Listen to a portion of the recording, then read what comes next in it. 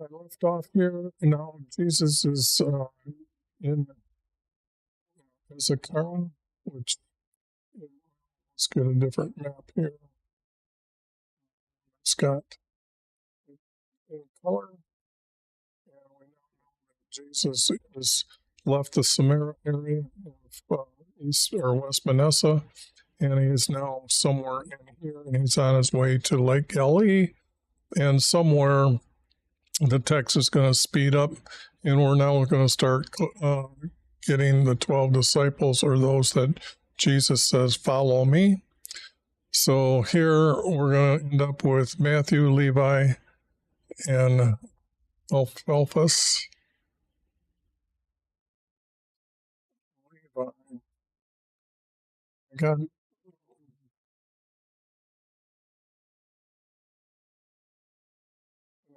change this name.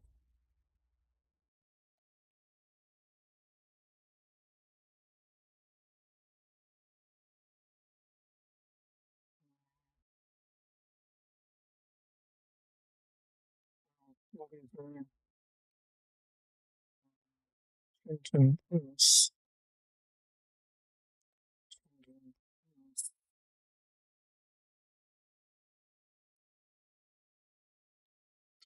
And I'll have to change that all the way through. Just trying to make sure that I don't have two of the same names when you do a search.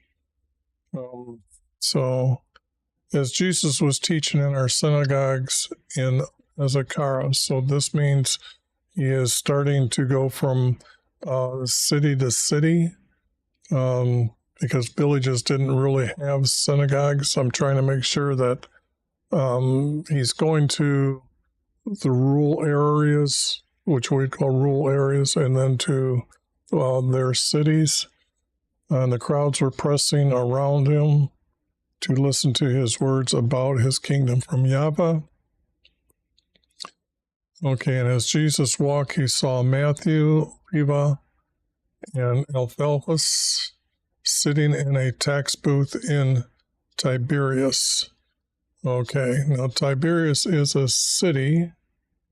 Let me see if I can get that map up.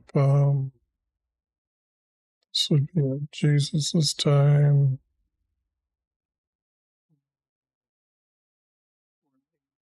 So, okay, I have these cities located here on the map to the best I could locate them by the way the text explains where they are at. So he's now way up here. He's come up through here, and now he's here in this. It's giving you a visual where this is happening. And he saw these three men sitting in a tax booth in Tiberias. And he said to them, follow me. And they followed him as his disciples. So now this is the first time that they are his disciples. So I'll put a capital D here and mention, or I'll put, these are now tied to Jesus. And since I'm editing, needs this mark here. As he reclined at Alphaeus' house, many taxmen and sinners ate with Jesus. When a scribe or judge saw him eating with sinners and taxmen, they asked Levi,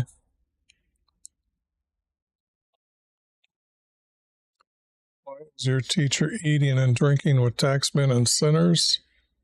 Now, are these bad scribes, the bad judges?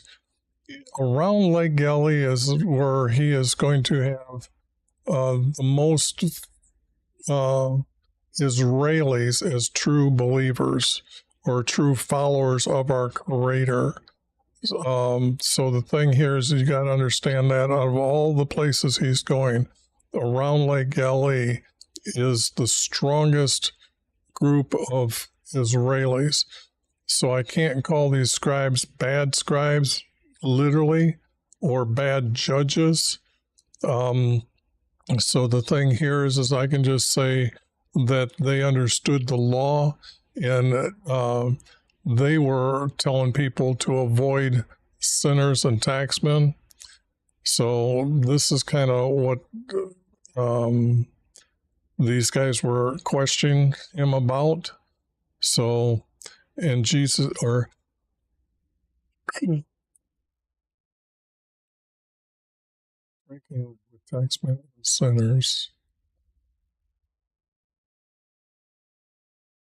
I think I'm going to add the word "and Jesus."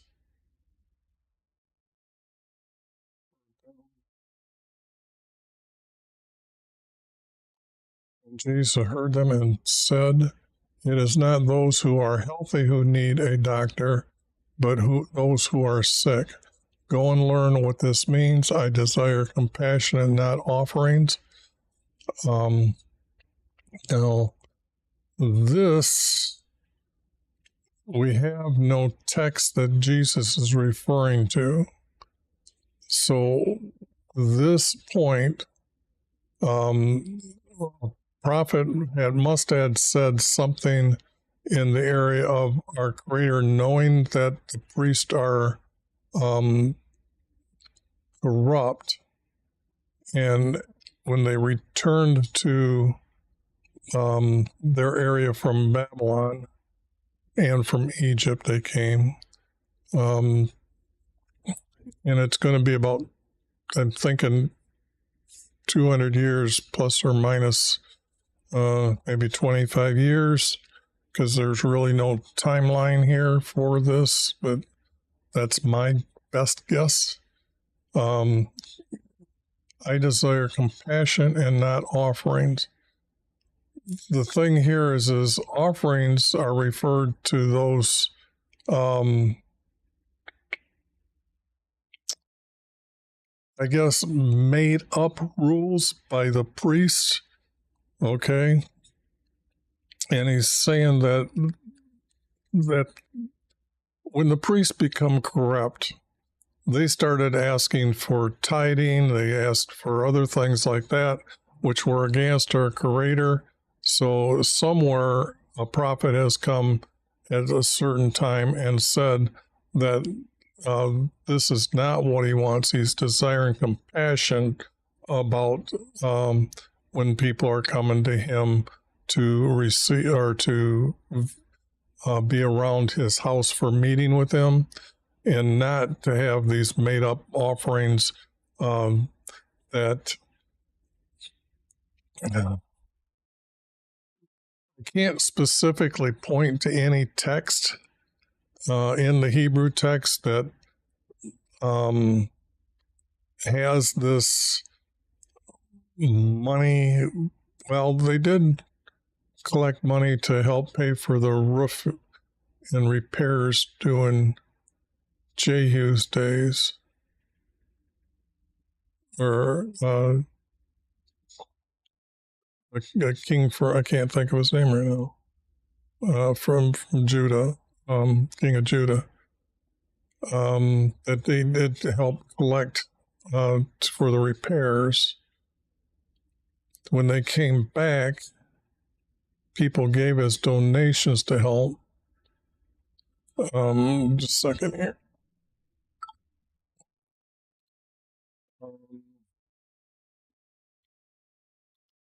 To specifically say what their offerings they were told to come about, no. And it would have been that he would have rather had compassion accepted by the priest for what was going on, instead of demanding like a fee for their service. This is one of those verses that I really have to do a deep dive and figure out when this is going to be taught correctly, because right now I'm just going through the text and trying to teach what I can, but this needs to be absolutely looked into a little bit more deeper. So what I'm going to do is I'm going to put this in I'm going to put this highlight this, and then I'll know, because I can't read it anymore. For I was sent to call the righteous and the sinners to repent. Call the righteous I think there needs to be a comma here. Call the righteous, comma, and the sinners to repent. And the sinners to repent. Okay. Now we have 3 disciples here that now are starting to follow him as disciples. He was at his house as one of them. And then here he's now going to pick up 4 more. When Jesus walked on the lakeshore by Gennesaret, again, I have this is the next city he's at. When he saw 2 boats pulled to shore, fishermen were mending their nets. So we have tacksmen and now fishermen. These 4 are going to be, I believe, all fishermen. He got into a boat, which was Simon's, and asked him to push out a little way from the shore, and he sat to teach the crowd from his boat. So we have this image of Jesus here.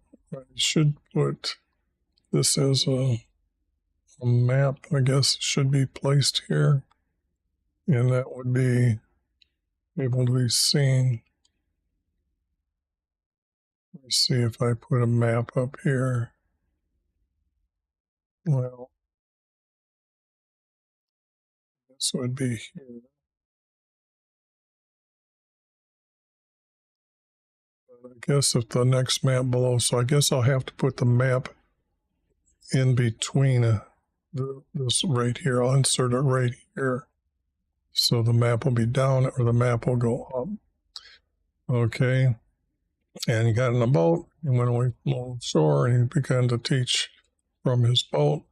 When he finished teaching, he said to Simon, row out to more deeper water and put out your net to catch fish. Simon said, Teacher, we worked all morning and did not catch any, but at your request we will put out our net.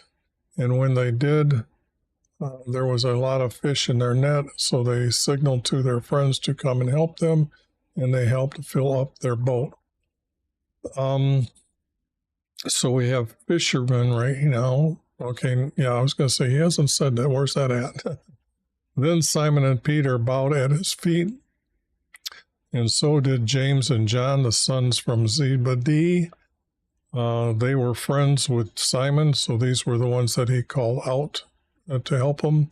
Jesus said, from now on, all of you will be catchers of men. Come, follow me as my disciples. And I better just go up here and grab the word disciple and come down here.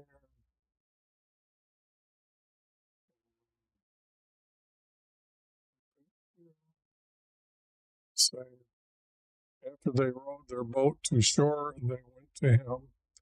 So they bowed to him, and this bowed at Jesus' feet. So when they do this, I'm trying to think how big the boat is. And the boat is going to have to be big enough for Simon and most likely Peter were in the boat. And then James and John were those that came out to help them. And they would have been the other ones that were here, the 2 boats pulled and fishermen. So it was a group of buddies going out and doing their fishing. And after they rowed their boat to shore, they went with him. Okay, good enough. As Jesus went into a synagogue near Gennesaret, their taxman wanted a 1 coin visitor tax from Jesus, so they came up to Peter and asked, Does your teacher want to pay the 1 coin visitor tax? And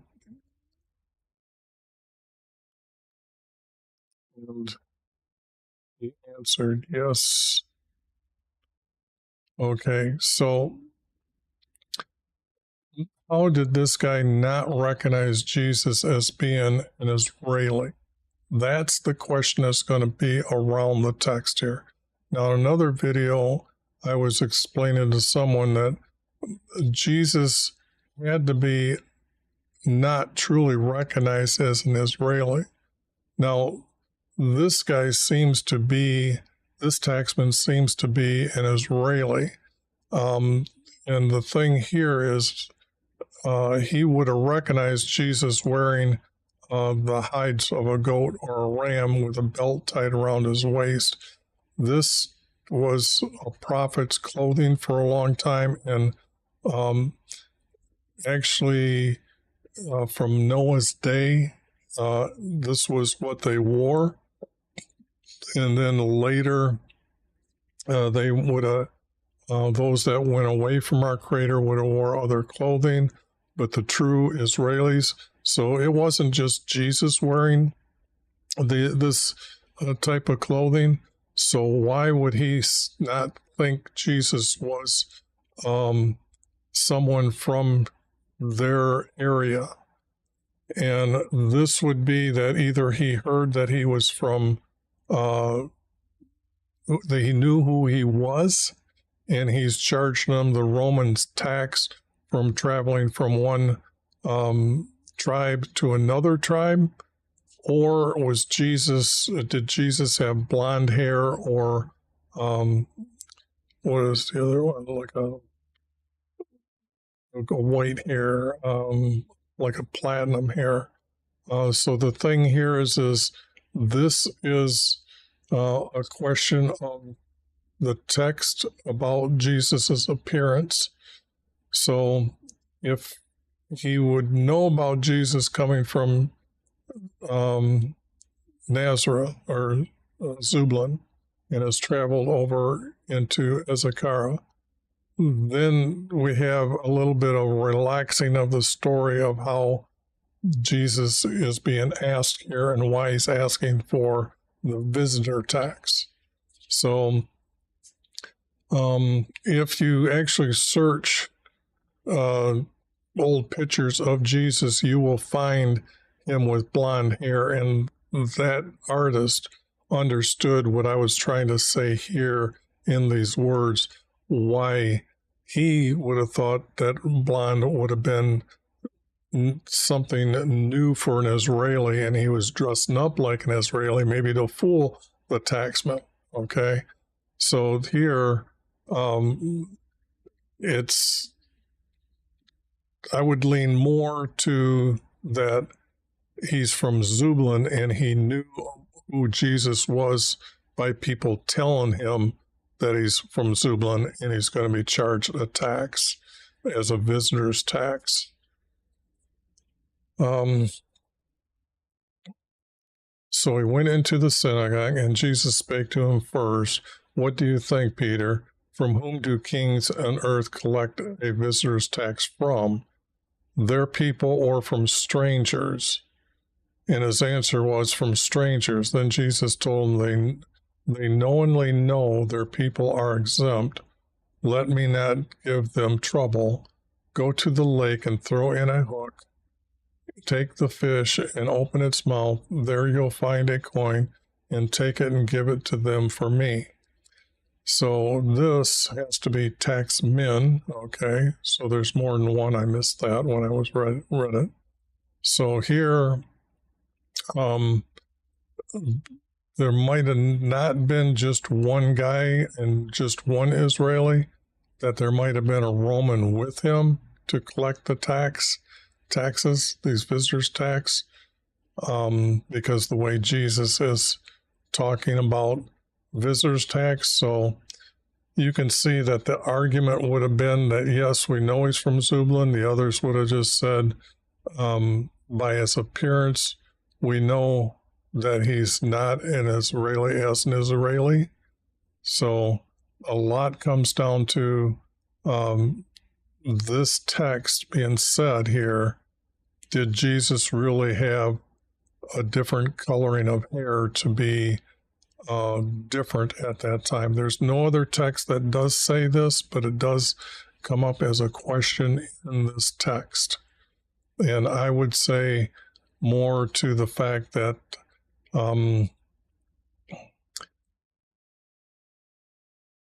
it comes to the taxmen having this argument between them, and they have to have one's got to be a Roman who doesn't understand that why are not all Israelis dressed as Jesus is, and if the Roman knows he's walking around, they're hearing about him as well. I don't think they're in depth knowing this. They would just know he's traveling, so they're considering a visitor's tax into their area. So they knowingly know their people are exempt, but the only thing is Jesus is telling us here that they aren't supposed to be taxing visitors from one tribe to another tribe, okay? But the taxmen were corrupt, so it comes down to this point why nobody liked the taxmen. After they went into the home of Simon and Peter and with James and John, now Simon's mother-in-law was suffering from a deadly fever. Now this is the only time that we know that one of the disciples is married, okay? The others, there is no text that says that they're married. So when they're following Jesus, they aren't really at a loss that where is taking care of their family and children.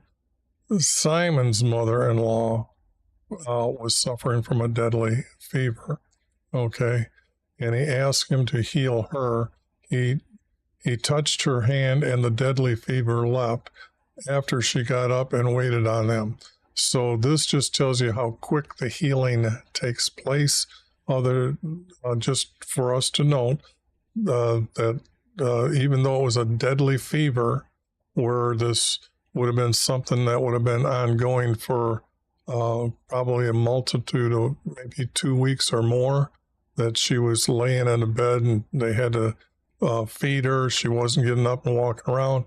And now all of a sudden they wrote this in the notes that she got up and waited on them. That what a recovery.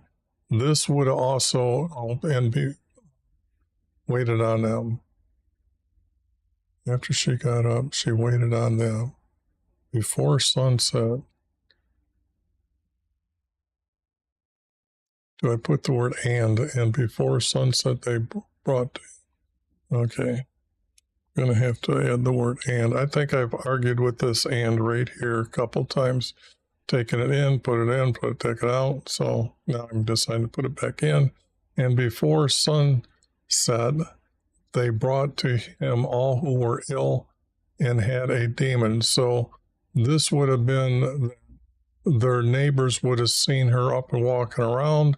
So the thing here is when they heard, even if she's got as deadly as sickly as they do, that spread to their local people right there. So by touching them, he healed every illness and disease and cast out their demons. As their demons were coming out, they said, "You are their son from Yahweh." Early morning, Jesus went to the lakeshore for a walk, and they had him meditating, and I don't like that word, so I have the word walk put in here to why he went to the lakeshore. Simon and his disciples, do I still have this? And his disciples looked for him. When they found him, he said, they said, "We have been looking for you." When they found him, he said,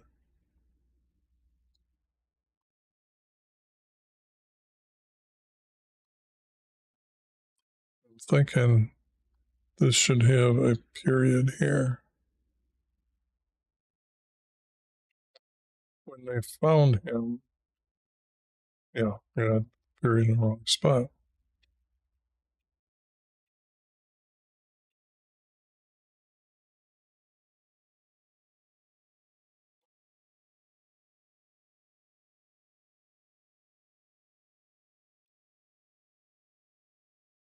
Found him, he said, "We have been looking for you." He told them, "I must go teach my kingdom from Yahweh and must go teach my kingdom from Yahweh to other tribes." Then he went throughout all Naphtali and Asher, teaching and casting out demons. Now, I'm pretty sure I put those two in there because I don't think that you're going to find that in the text, but you can see by the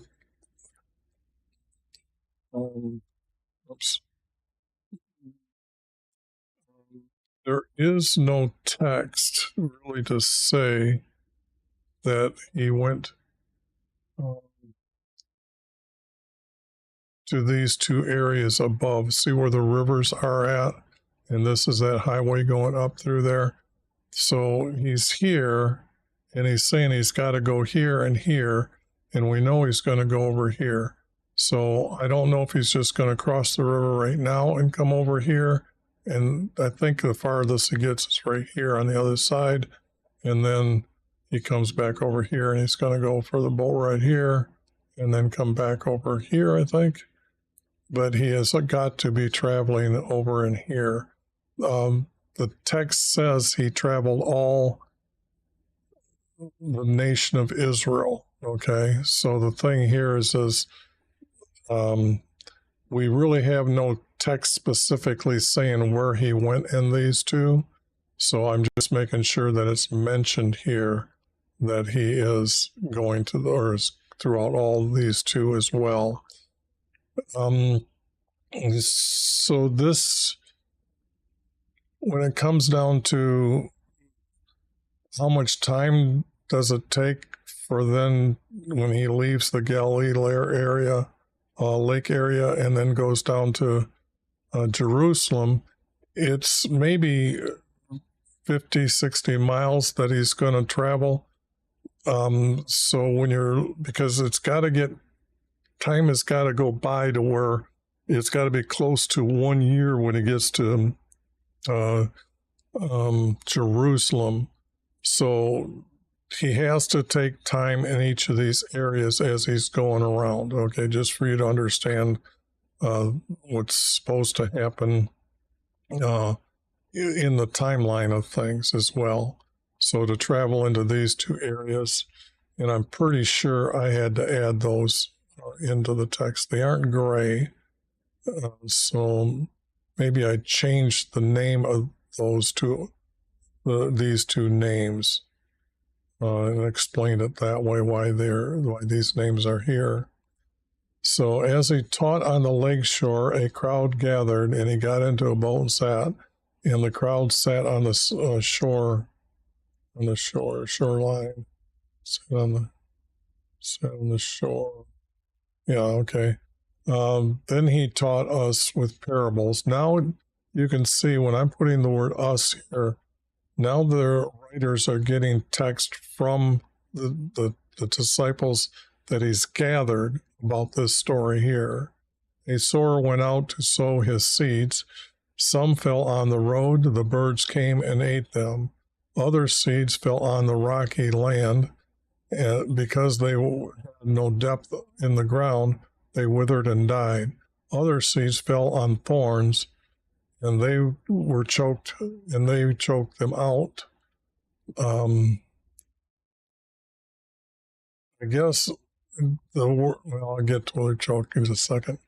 Other seeds fell on good soil and yielded a crop, meaning the seeds became, the plant grew up and could create more seeds to yield. Who can hear me? Let them listen to me. So if you notice, this is one verse here, and then I've got 18 or got 13 stuck in here. And oh, I didn't know that. I took a verse out here that didn't mean nothing. So let me remove that. I thought I removed all those. Okay, it's fixed. It's better. Okay. I tried to mesh the verses together at this time and needed someplace to put this verse. The other verse, I guess I voted out, or I decided not to put in here. So this story about sowing seeds is really about Jesus, because this is a parable. It's referring to Jesus, how he is going around talking about his gospel. And it's about the differences of who is his words being listened to and how they are experiencing Jesus's words. So when some fell on the road, the birds came and ate them, meaning that other people had come around and said, made them not really truly trust Jesus. Others fell on rocky land. This would say that even though some people were definitely against Jesus, they're really hardened in their way, or rocky land. You got to understand, everything kind of goes to a visible understanding of the object that's being described by Jesus to explain the text, okay?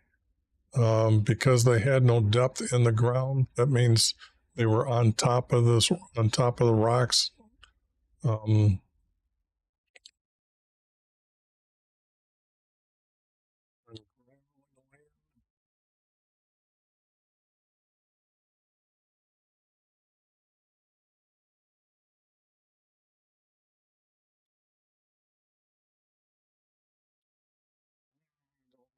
I think of his rocks I've got are larger, so that's rocks you pick up and throw. They grab stones. Yeah, I gotta change this word.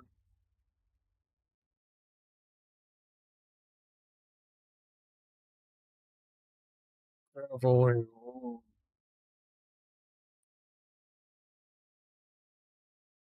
Traveling.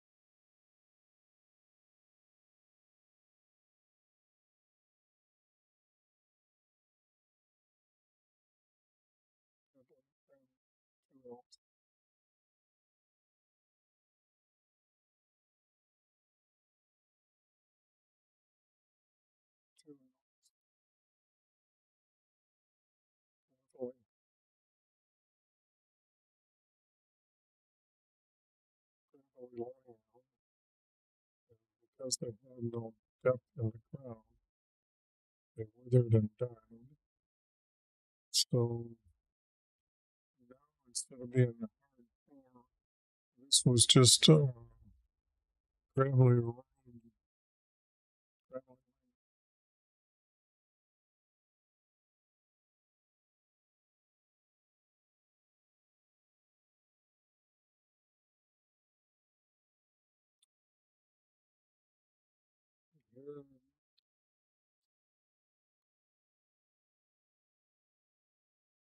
Gravelly land, nothing really grows except for weeds and ground.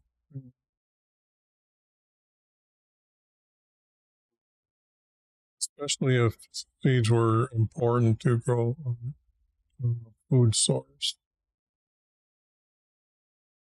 So yeah, I like gravelly land, and I guess it's it's just me the same thing as um, people who are just set in their ways. Um, they want to believe and not be heard, or to be turned away to judged by Jesus's words. They need more evidence because they had no depth in the ground. That's kind of referring to what I'm saying here. That's what I'm trying to put together here. They withered and died, and then the seeds fell among the thorny. This means that, um,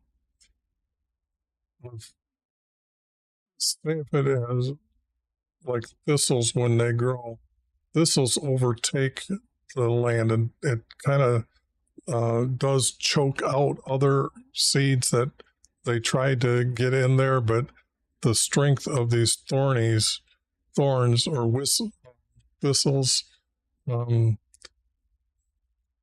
any of you that really done yard work would know what I'm talking about. The leaves are a little bit stronger and wider and broad, and it kind of doesn't allow many seeds to get underneath them to get to the ground, so it kind of chokes them off out.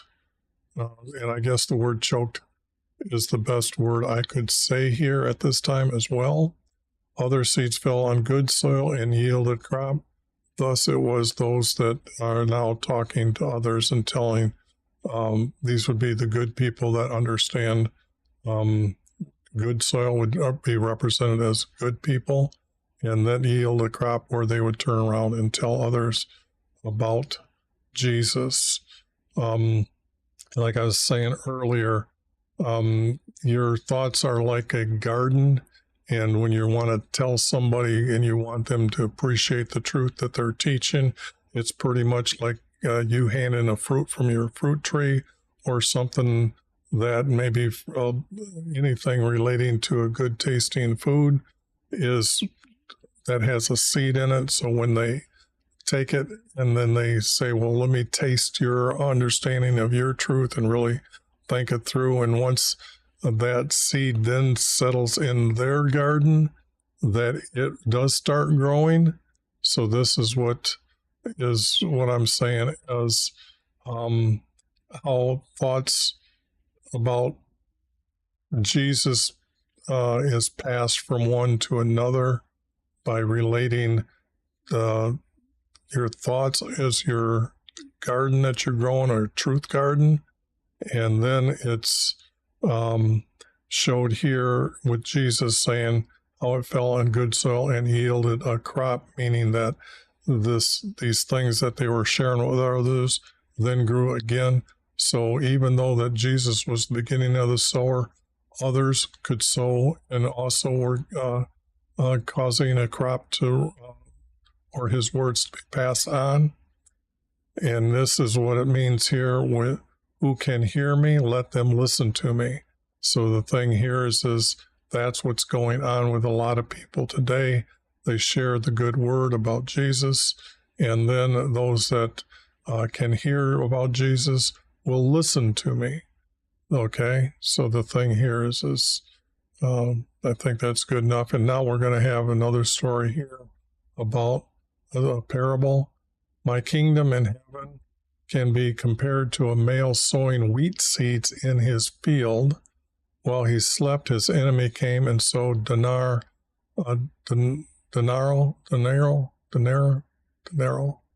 among his wheat, which is a weed. And it seems like, okay, when the wheat began to grow, the darnel appeared also. His servant went to him and said, Master, did you not sow wheat seed in your field? So how does it have denaro?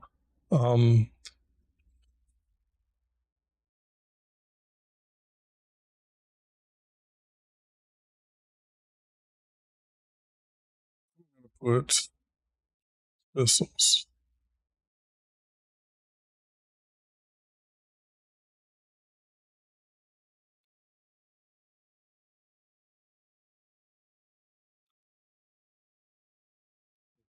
Because just like I said before, thistles will choke out and thistles, I think everybody would understand.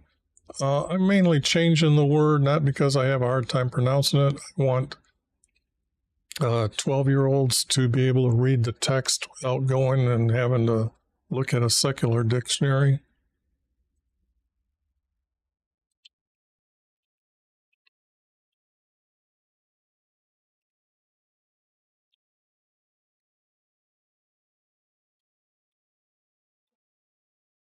So here,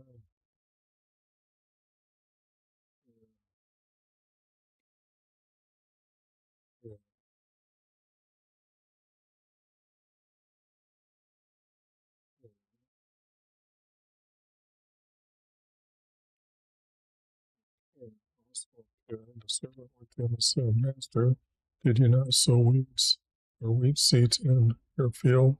So how does it have thistles? He told him, my enemy has done this. Then his servants asked him, do you want me to pull them up? He said, no, for as you pull up the thistles, you will pull up the wheat.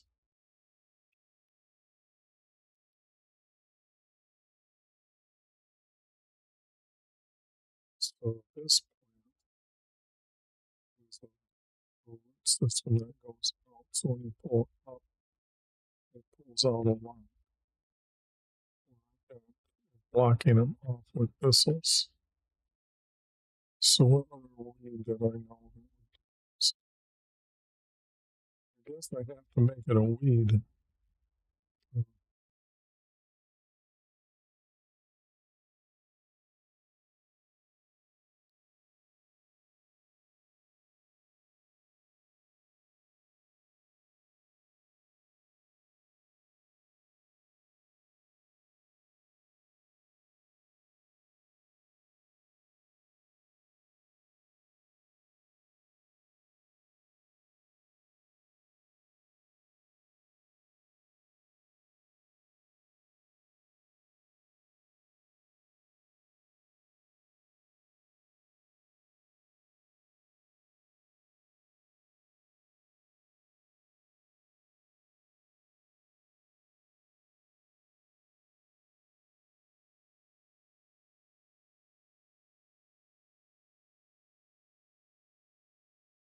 Pull the wheat, both go together until harvesting.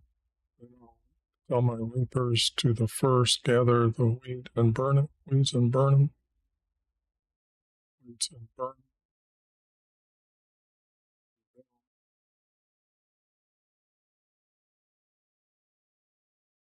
And this does not represent hell at all, because Jesus is is dividing them between each other. So, but that's what you would do with weeds so they don't create seeds around and blow in the wind and go all over the place. So this is the seeds of the weeds coming about the same time the wheat is happening to be harvested.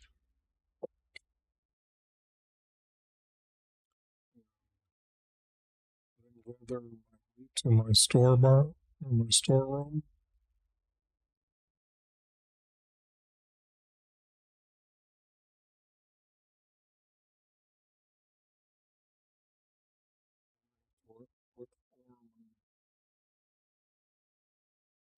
For my kingdom and heaven is like a mustard seed. Its seed is smaller than other seeds, yet when it is fully grown, it is larger than any garden plant. For when it becomes a tree, the birds nest in its branches. This text followed the order of Matthew, order here of what Jesus was teaching. I'm trying to think that one of these times when this is going to be referred, Jesus is going to use this example a few times, I believe. So I don't think it was as well as grouped as Matthew was going from 1 to 1 in the order of the text that was given that I started with here. Then he left the crowd and went to a home. Going to get up here and get his disciples again here.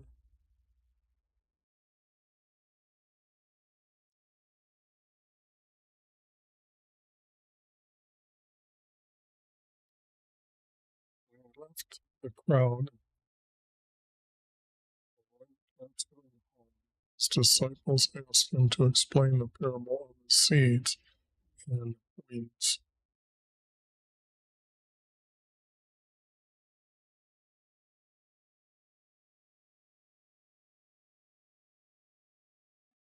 In the field, his answer was, "You are granted to know me, my kingdom in heaven from mine. Many have not been granted. Thus I spake this parable, because seeing me, they do not see me as I am, and everyone is to hear of me. Everyone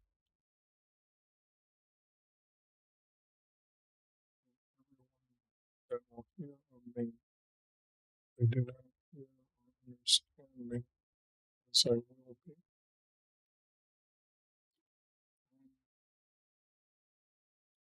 Thus I spake this parable, because seeing me, they do not see me as I am, meaning the king.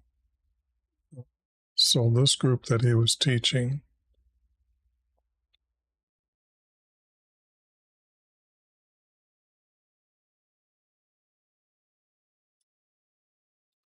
I was just telling you how many people around Galilee were stronger in their ways towards our Creator.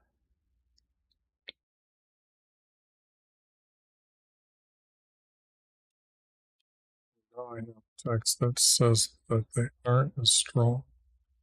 So I guess this is a small little pocket that is there, because a lot of text is going to be from Lake Galilee area.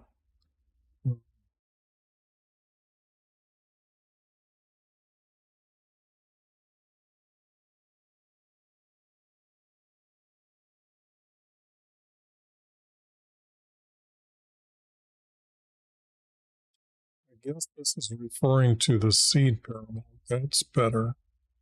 Maybe I better, because the subject here is explaining the parable of the seeds and the weeds. Thus I spake this parable, because seeing me, because not seeing me, they do not see me as I am, and everyone is to hear, understand me as I will be.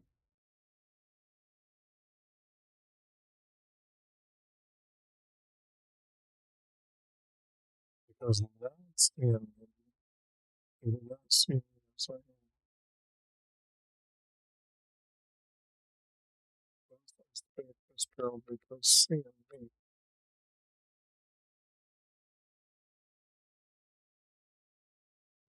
do not see me as I am.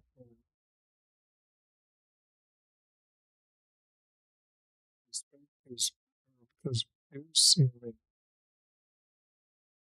but they do not see me as I am.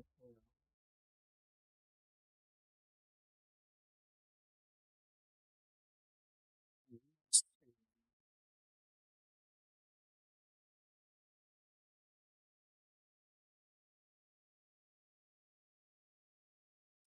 because you see me, because you know me. No, let's this one as well. Because you see me, because you see me,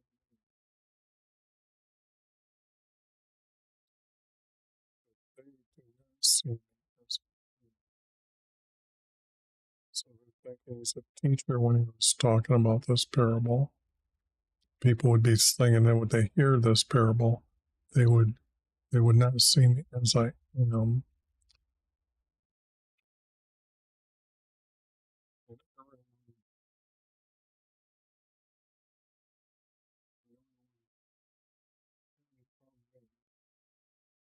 who did not hear or understand me as I will be.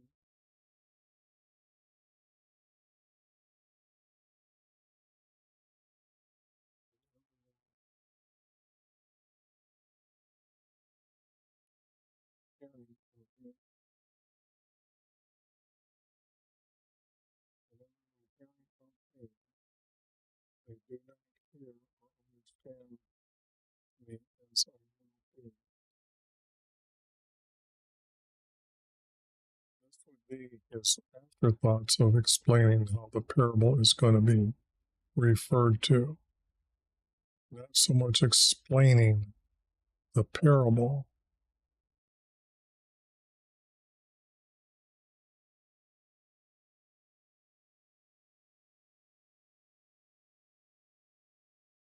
This explains the seeds.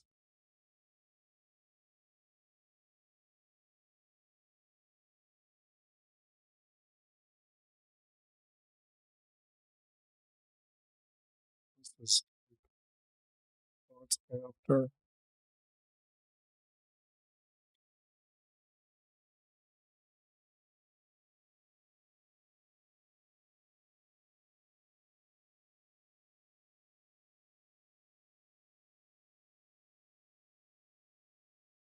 See me, as they see me, they do not see me as I am. Never would hear of me. They do not hear or understand me as I will be. I think that, in my mind, becomes stronger on what's being implied in the words after Jesus is no more on the land of the living. And these words will be taught.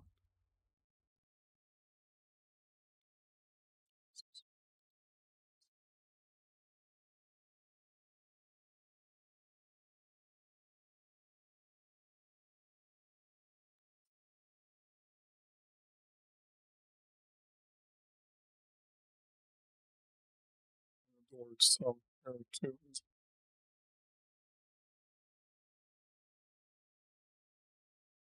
because some see me, but some do not see as I am. That still connects here. And everyone hearing, they do not hear or understand me as I will be.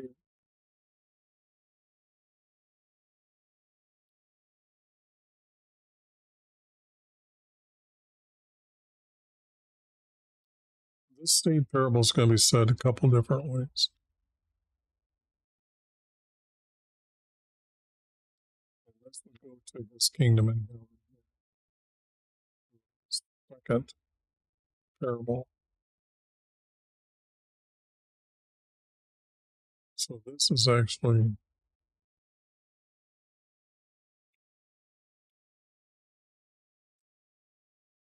I guess it goes together with the seeds.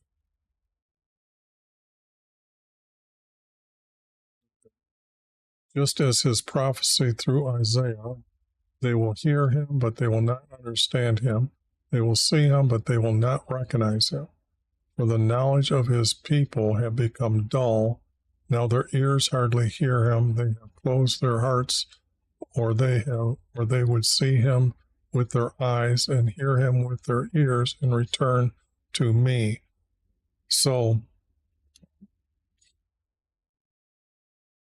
this followed from Matthew, followed to Matthew. This was the writers filling in the text. I think, although I have Jesus saying this. Because I got Jesus continually talking here, so that's what I did. I made that decision that Jesus is going to bring up Isaiah's words when he's talking to them off to the side. But here, this again, there's no text in the Hebrew text that says this when Isaiah said it. This would have to be about his cruel vision that they didn't, when Isaiah was talking to our Creator, what vision you gave me, this has to go with this cruel vision that he understood that our Creator is telling them that, look, if they all knew, then they're all being repentant. I don't like all of them. They're distorting. So some of them got to be evil, and I'm not going to accept their way of, and I'm going to accept them into heaven. So this is pretty much Jesus referring that there was this prophecy about him said by Isaiah. Blessed are mine because they see and hear me. Truly I say, many prophets and righteous people desire to see me. Unbelievers see me, but they do not see me. They can hear me, but they do not hear me. Okay, that pretty much explains the seeds again. My parable is, I am the sower of my words for Yahweh, and anyone hearing my words for my kingdom and then do not understand them, they are like the wicked coming to them and deceiving their hearts. Those are my word seeds that fell on the road. My word seeds that fell on rocky land are those who hear my words and receive them with joy, yet they have no fall away from me. I changed that word from word. Grappling.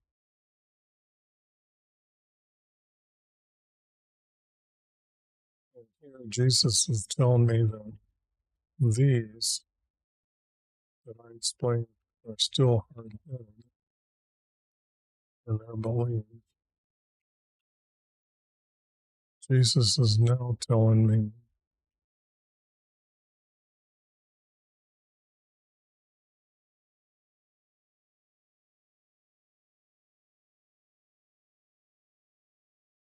that fell on traveling land, and those who hear my words and receive them with joy, that they don't, they fall away from me, which means no good food can really take root.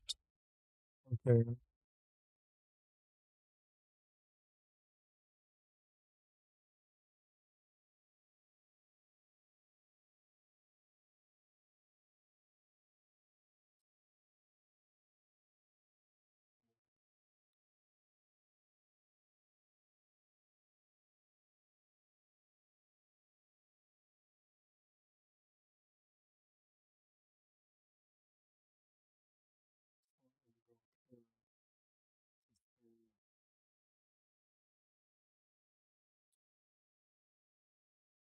Jesus is going to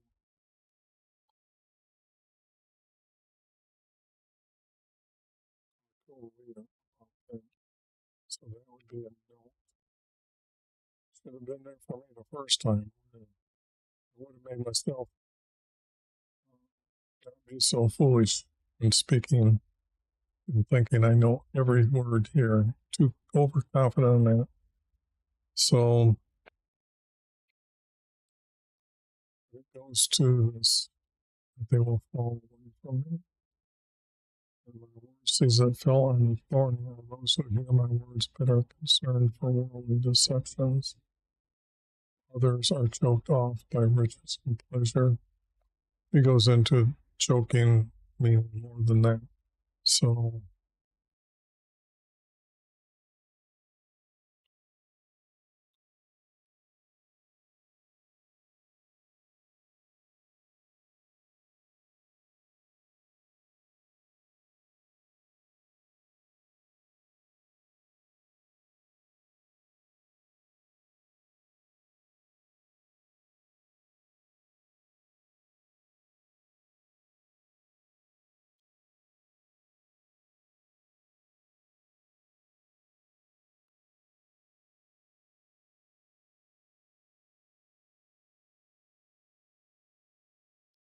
my words came from the good land. These heard my words, and their hearts hold fast to my words. For my words are accepted by mine. Then they produce my crop, some many, some few.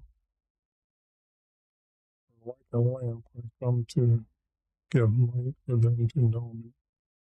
So should I have this other space here? Should I keep this group together?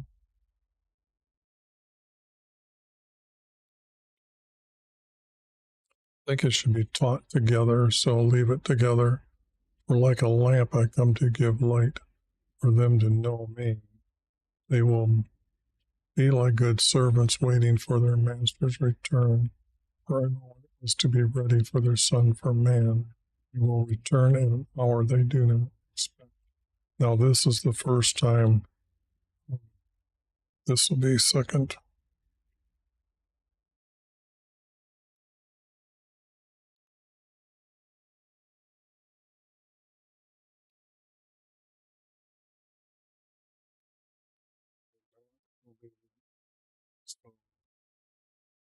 There's the first time Jesus talks about a second coming.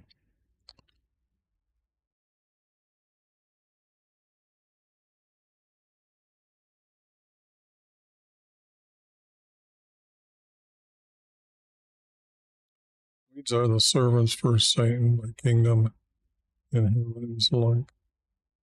Okay, again, Jesus is going to talk, the seeds again here. Jesus always taught his crowd with parables, and as prophesied through his prophets. He will open my mouth with parables to speak of the things hidden for me before the foundation of the earth. Again, this leads to the text of Jesus being born before earth here. So,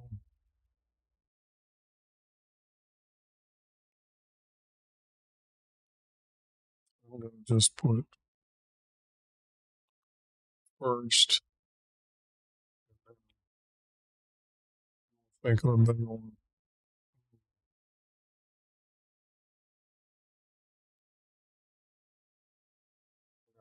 Go back through the text to find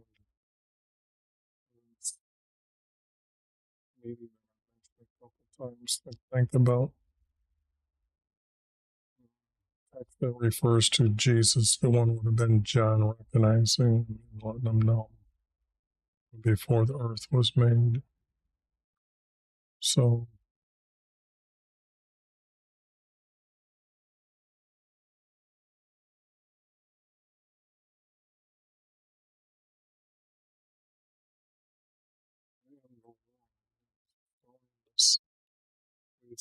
my field is the earth, and the seeds are my words for my servants in my kingdom. The weeds.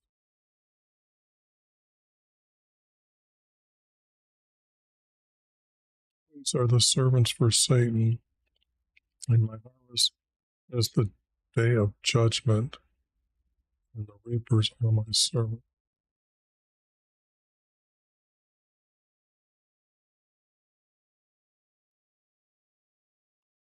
Second.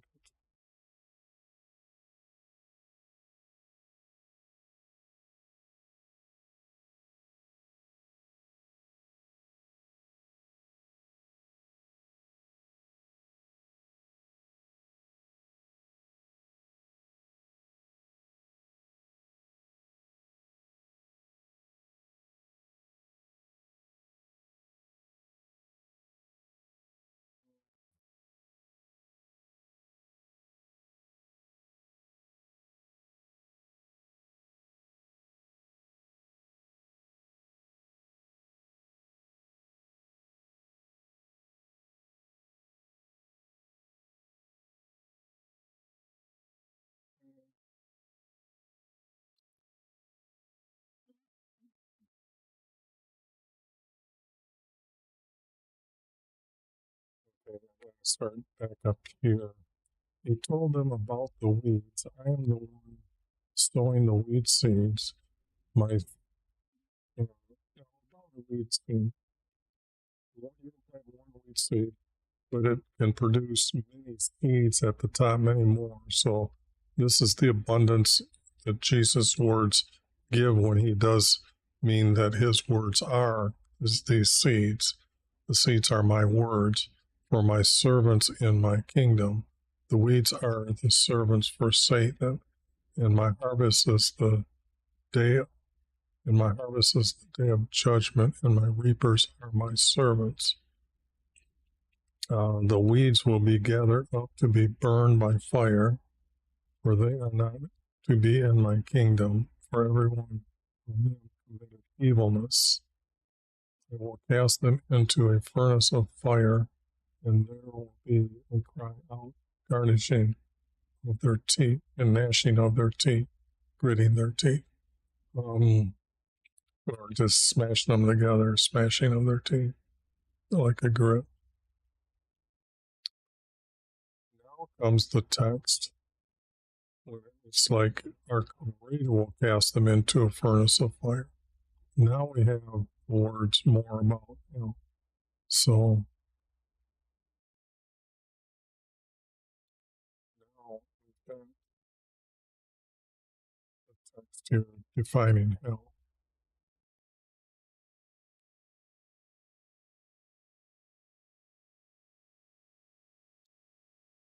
His righteousness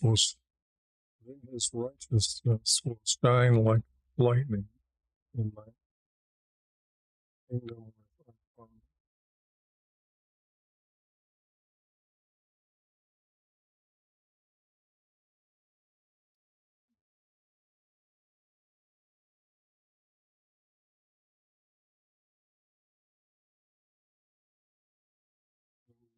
Will shine like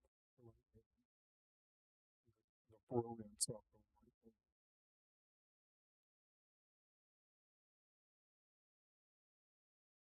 For my kingdom is like treasure hidden in a field. This is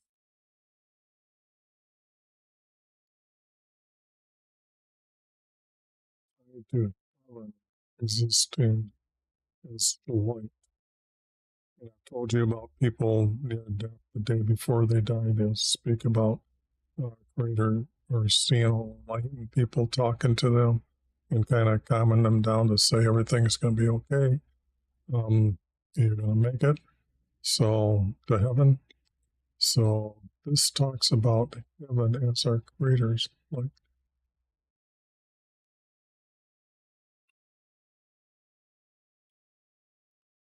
For they have to be tied to Genesis. So I'm just going to put Gen here. There's a keynote to me. This word talks about. Okay. For my kingdom in heaven is like a treasure hidden in a field, and when man finds my hidden treasure, they go and sell all they have to buy that field. For my kingdom in heaven is like a merchant buying good pearls. Then he finds one pearl of great size. Then he sells all of his to buy it. Kingdom, or my kingdom in heaven is like a casting a net to water to gather fish. When it fills, they sit down to gather the clean fish, and the unclean they throw away. That means the only fish that were clean fish were those that have scales. Anything with a smooth skin, no, you're not supposed to eat. That was known as unclean. Unclean they throw away. So it will be on the day of judgment. Do you now understand? And they answered yes.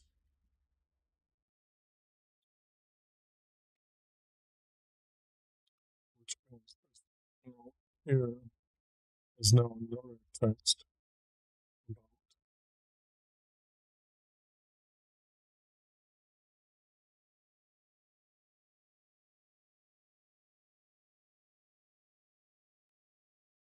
Jesus' coming is the judgment day, the final day of man.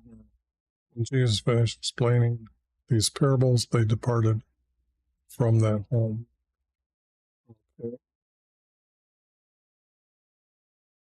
As Jesus was by Capernaum, he met Philip and said to him, you and your friend will follow me. So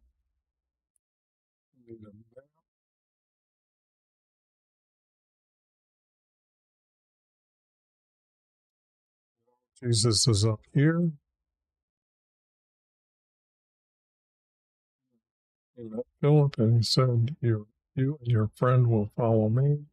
Philip's friend is Nathanael, and he went to him and said, I have found him, whom his prophets prophesied about. He is Jesus from Zebulun, the son from Joseph. Nathanael said, can anyone be good coming from Zebulun? Philip said, come and see him. As Jesus saw Nathanael coming, he said, look, an Israeli whom has no deceitfulness. Nathanael asked him, how do you know me? Jesus said, when Philip called to you, you were sitting by a fig tree. Nathanael answered, you are our son from Levi, our king for Israel. This is the nation Israel at the time when David was told about Jesus, or Yah's coming as their king to have a kingdom placed in heaven, which is the only verse in the Bible that lets you know that you can enter into heaven. So here, you would recognize that only a prophet would have been able to define what happened here. So he knew he was a prophet, and he was extra special because most likely on the way, Nathanael was telling him more about Jesus and the things he had heard. So not much talking about how the actual disciples decided. All we know now is we have the disciples, not all of them yet. When he went into Capernaum, a city at the top of the Lake Galilee, and at a synagogue he taught on a holy day, they were amazed by him teaching his gospel with authority. And there was a male that by that synagogue possessed by a demon, and it cried out, what do I have to do with you? Have you come to remove me from him? For I know you are the Holy One from Yahweh. Jesus commanded him, come out of him. And the demon threw him to the land and came out of him without doing him any harm. They were amazed and discussed this with one another. For by his words he commanded a demon to come out from him. They reported this to the surrounding tribes. This was news to them, so they weren't witnessing healings here, but this is what they witnessed. So they sent their runner out to tell the other tribes that he is commanding demons to come out from him. So, but we're at Capernaum. Did I put a map here already? Then he told them 3 parables. No one sews a patch of unshrunken hide on an older garment, for when the patch shrinks, it will tear again. No one puts new wine into old wineskins, otherwise the new wine will burst the old wine skin. New wine must be put in new wineskins. And no one, after drinking old wine, wants to drink the newest wine, for the aged is better. These are all pretty referring to, they all refer to Jesus. So what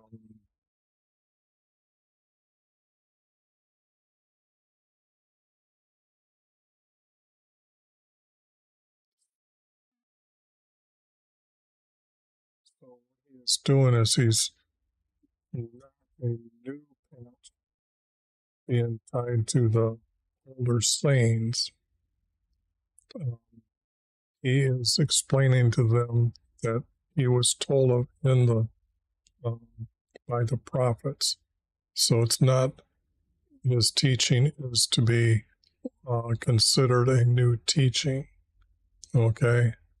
No one puts new wine into old wineskin. Same thing here. And this would be new wine going into new people that are understanding Jesus. No one after drinking old wine wants to drink the newest wine. And that's true. So he's making sure that they understand that the old sayings that from a prophet are true now, and anything that's been made up about me, that's just them making up new stories, and not to listen to them. When he came back to Capernaum with our people heard he was at a house. Now this, if you noticed, okay, here they're coming from Asher. Okay, so this, when I said that he had to go to other places, he's mentioning those. Now we know that somewhere in between here, maybe some of this being taught here is, here he went to Capernaum.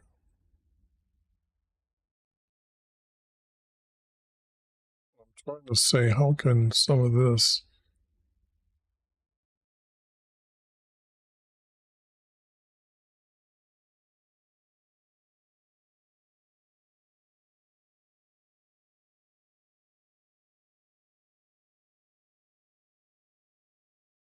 this is at Capernaum. So there's just a gap in the text that's pretty much, we just have to know that he was out to those other places, and there's no really writings about him at that place, except for maybe some text right now. And I'm pretty sure that this was another tribe's name that I changed to Asher to make sure that Jesus was traveling all Israel. So when he came back to Capernaum, our people heard he was at a house. Then elders and scribes came from a large city in Asher to watch Jesus healing our sick.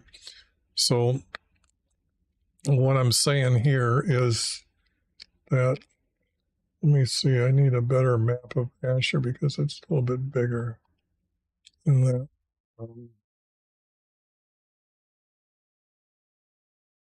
So we're right here, and then Jesus had to travel, and probably traveled like this, zigzag as a circle, or yeah, a circle, and come back down. So the thing here is those that had heard about him, they're coming from here all the way to Capernaum to here, or to watch Jesus healing our sick. So is this a group of good people, elders and scribes?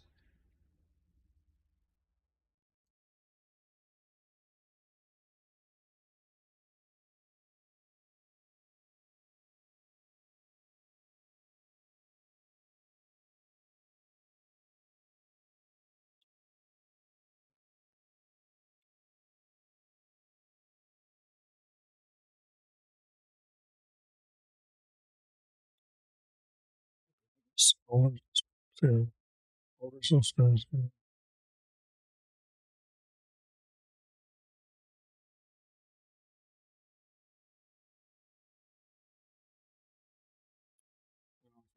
Using blasphemy as comparing oneself to our Creator. So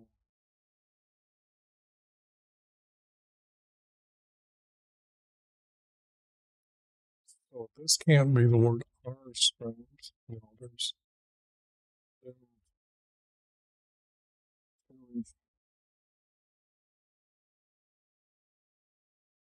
The word Jewish and Jewish elders and scribes.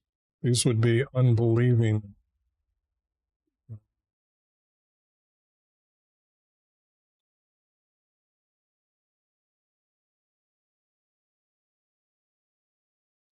I'll make it unbelieving.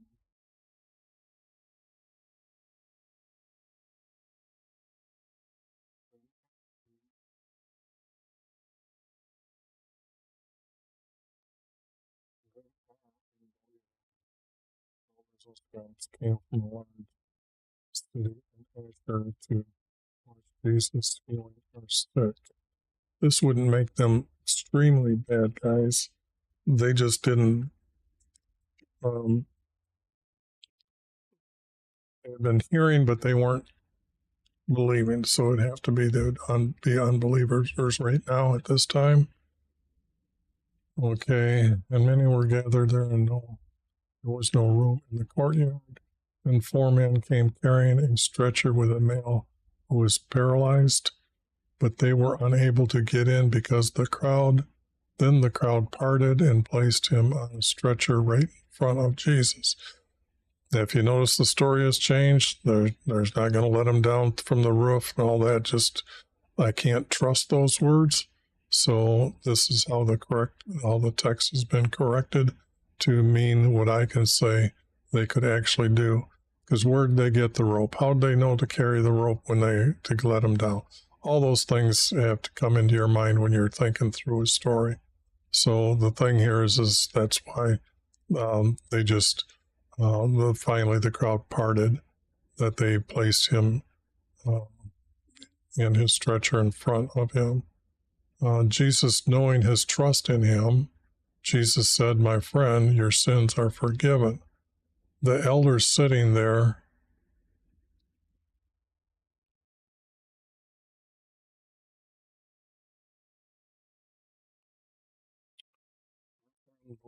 elders who came to see him.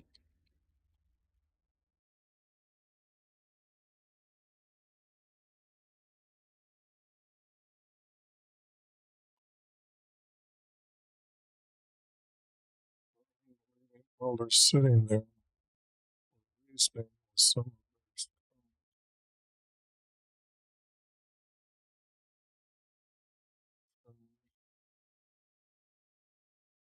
their things was blasphemy.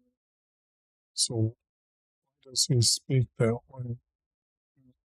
For he is blasphemed who forgives sin as Yahweh. Okay, now I told you about John's baptism, where our Creator's breath descended in a bodily form onto Jesus. That was the anointment for Jesus as a priest, replacing the oil from his meeting room, because the priests are too corrupt to fulfill every statute and law. So our Creator steps in and anoints Jesus as a priest to be able to forgive sins. And this is the first time we hear Jesus actually forgiving sins. Jesus heard their reasoning and said to them, "Why are you reasoning about blasphemy?"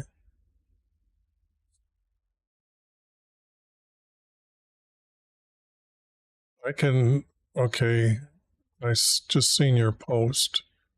How are you? I have a problem with my headphones, so I can't hear you. Can you reply to me in chat? I really appreciate it. If you want to ask me a question, fine. But if you can't hear me with your headset or your headphones, I don't know how you're going to hear me. I'll reply to you when you chat. So I would say that you should come and watch this video later. I try to keep my audio up as high as I can. So maybe if you need, can turn up the volume, because I have my volume set to be watched on television, and people sitting 15 feet away won't have to go crazy with the volume setting to hear what I have to say. So I literally have it maxed out almost to the red. So hopefully, if you have a question, go ahead and put it in the comment, and I will comment or help you out to understand your question to me, if I can answer it. For anyone, let's see. Jesus heard their reasoning and said to them, "Why are you reasoning about blasphemy? Do you think it is easier for me to say to him, your sins are forgiven, or rise up and walk home? For everyone to know your Son for man has his authority on earth to forgive sin. I say to him, rise up and walk home. He rose up and went home." The crowd was amazed and praised Yahweh for giving Jesus his authority. But some of our scribes and elders were filled with anger, yet some of them were saying, we have seen wonderful healings by Jesus today. I'm going to have to use the word unbelieving again.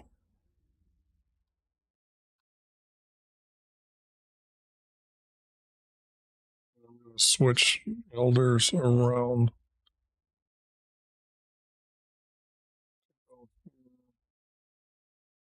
Elders, scribes.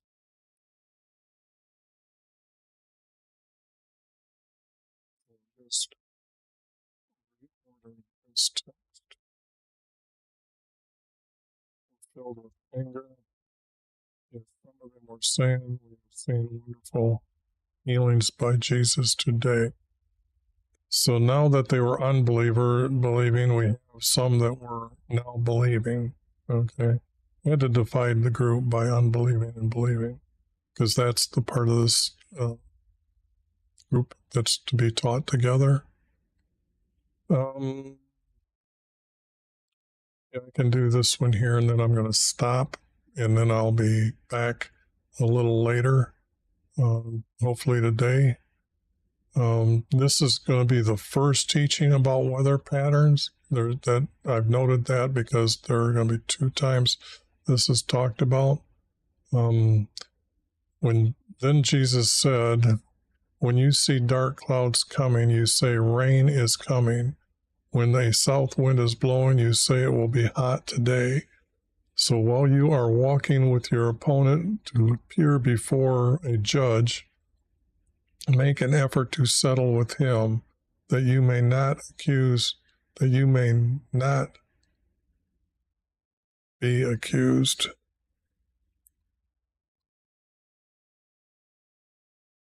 not be accused.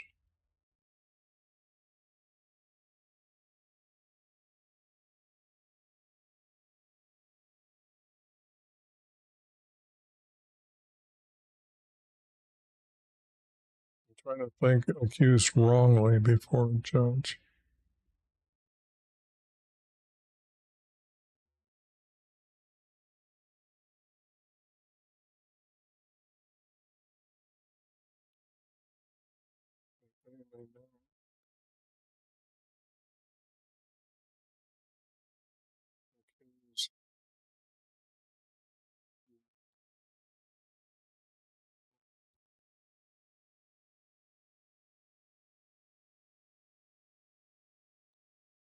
Before a judge.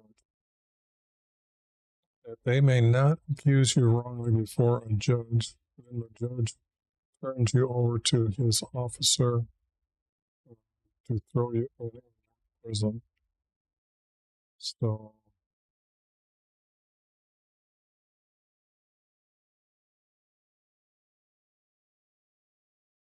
okay. This is true that most people see the dark clouds, and usually the sky isn't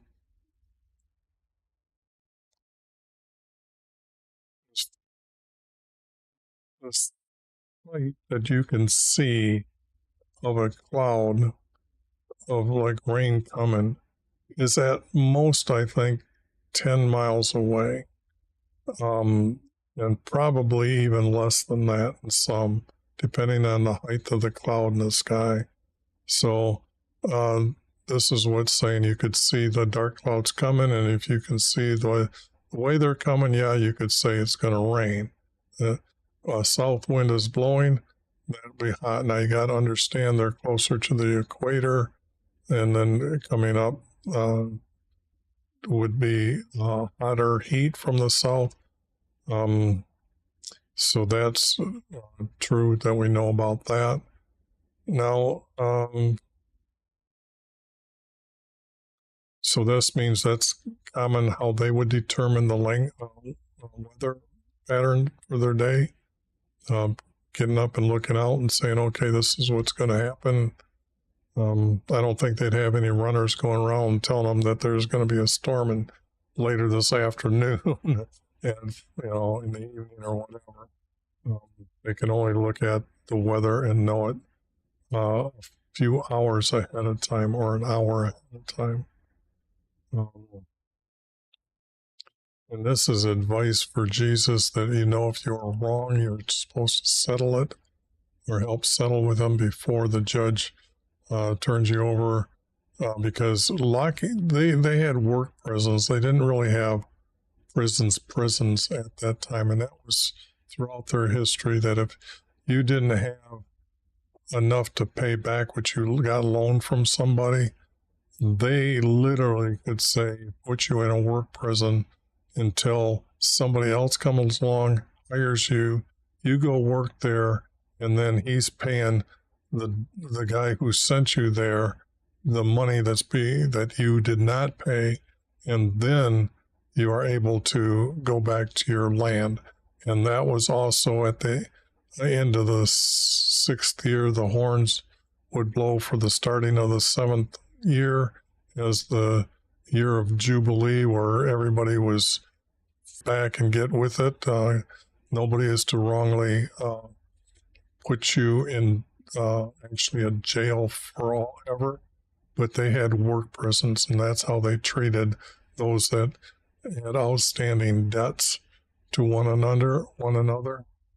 So even if they were to steal something, they were supposed to add a fifth to it. But this year, if they couldn't pay it, they had to go to the work prison. Okay? It was not like they locked them up forever. As they left it, Israelis were saying, we have never seen anything like this. So this was the story up here combined with this story here. And then I'm going to call this the end of what I'm teaching for right now. Then I will be back, and I'm going to make this here as the next thumbnail. So I will make the thumbnail, and hopefully I'll do a little yard work and get my fingernails dirty again. It's an ongoing story for the last week. But other than that, I should be back on again today. I just don't know when.